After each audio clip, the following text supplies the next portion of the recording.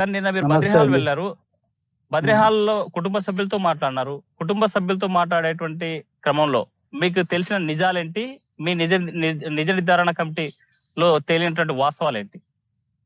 మేము ముగ్గురు సభ్యుల బృందం బద్నిహాల్ గ్రామాన్ని సందర్శించడం జరిగింది.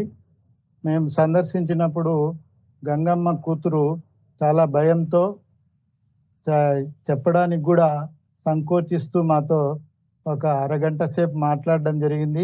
ఆ అమ్మాయి చెప్పడం బట్టి చూస్తే మే 26 నుంచి మే 31వ తేదీ వరకు కూడా మరి రాష్ట్ర హైకోర్టు ఆదేశించినటువంటి ఏదైతే సిట్ ఆధ్వర్యంలో వచ్చినటువంటి టీము మరి గంగమ్మను విచారించడం జరిగింది. అట్లాగే గంగమ్మతో పాటు దర్గాను కూడా విచారించినటువంటి సందర్భం మన ముందుంది.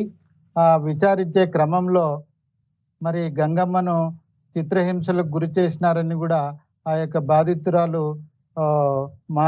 మాట్లాడుతూ చెప్పడం జరిగింది.